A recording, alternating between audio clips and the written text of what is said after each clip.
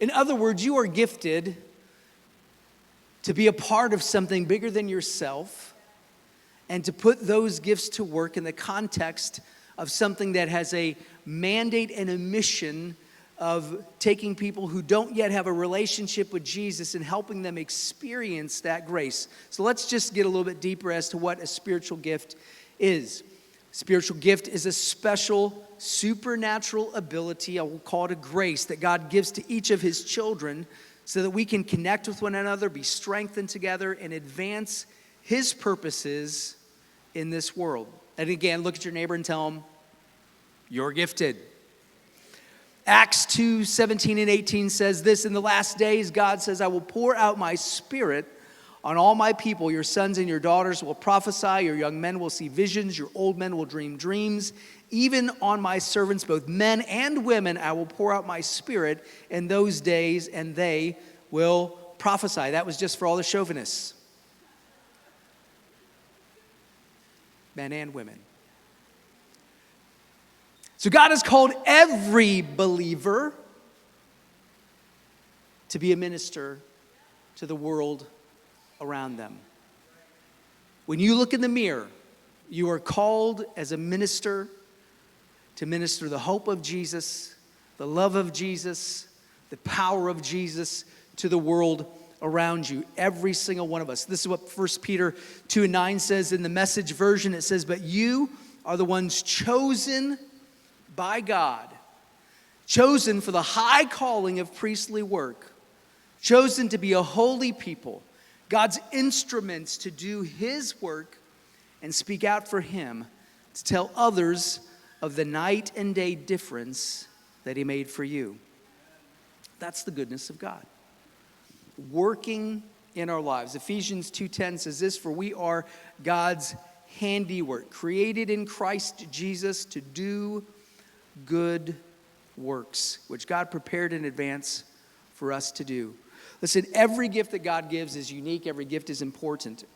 And I think this helps because sometimes when we're walking in a gift, we can think, well, you know, this is more important than that one. Like this gift is more important than the other gift. And that becomes a dangerous place for us to be in. We have to give equal value in the gifts that are given. Now, some are seen, some are unseen. The Bible actually says that the unseen are more important than the ones that are seen.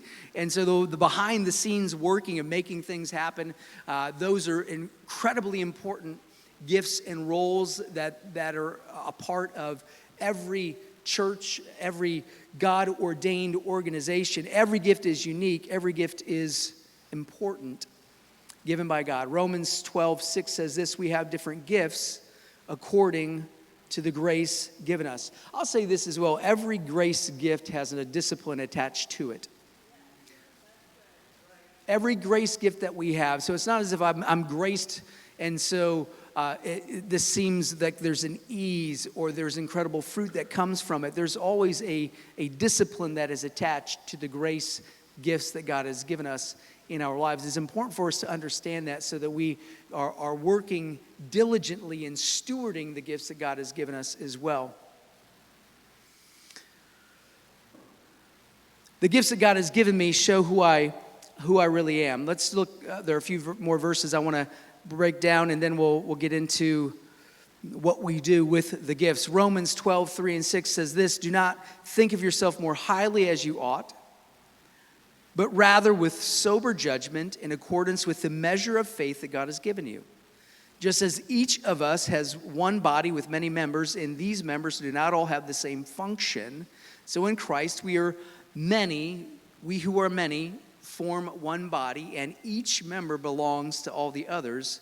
We have different gifts. And I think the old adage is just think if your big toe wanted to be a thumb,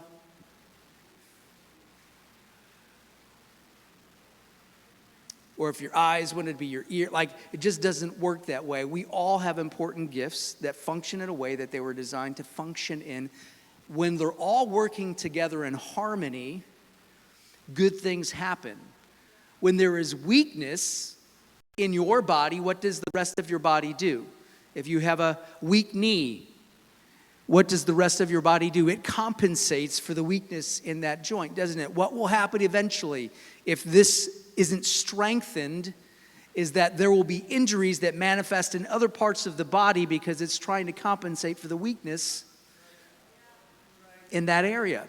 That's why it's so important that you understand you, my friend, are truly gifted by God, graced by God, and it's important that you get active in discovering what those gifts are and then how to use them for God's grace and for ultimately for his purposes and for his kingdom, and that the body, the whole body, function as it ought to function properly, not trying to overcompensate for areas of weakness. When the church isn't involved and engaged, when you are not involved and engaged, there are weaknesses that pop up. And those weaknesses are people try to overcompensate. And what happens is people get burned out trying to function in areas that they're not graced in, which, by the way, you can do for a season. You can do anything for a season. But the sweet spot is to know I am gifted and I am graced to function in this area. And that's where I'm able to serve and use my gifts. We get more fatigued over time, accelerated when we are operating outside of our grace zone. And so it's really important for us. Let me just give a few examples that in our lives that we think properly. To think highly of ourselves, too highly, is an improper view. It's the thought of like, my gift is better than any other gift.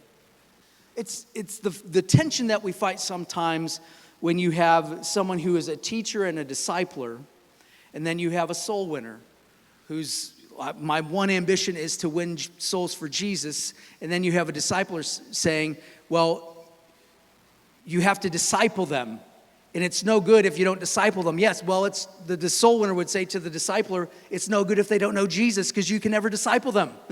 Both have value, right? We need one another. We have to work in concert with one another. Rather, we're just spinning our wheels, being frustrated with one another. We have to have a proper view of where we are, be sober, having a right mind about the gifts that God has given us, and then in faith, allowing the one who created you to give us that right view. In other words, it's understanding you can never do it all or be it all.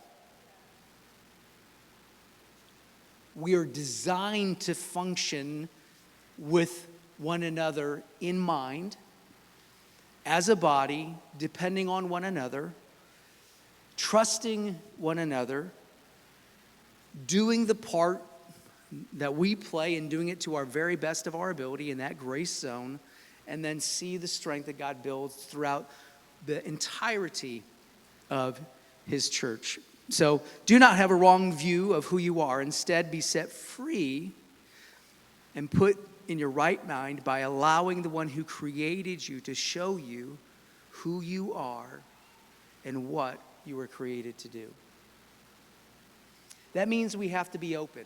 And for some here have been serving the Lord for a really long time. You've been serving Jesus for 25, 30, 50 years. And there still has to be an openness to say, God, I want to be used by you. What's the most effective place that you can use me? And I'll say this as well. Through the seasons of life, those platforms and what the using of your gifting looks like changes over time. And we also have to be okay with that. To say, God, there's another generation rising that I can empower and I can lift and I can help, and they need my wisdom, and they do, by Lord, they do. And your experience and your faith and the stories of faith and how you got through turbulent times and overcame them, all of those things are very important.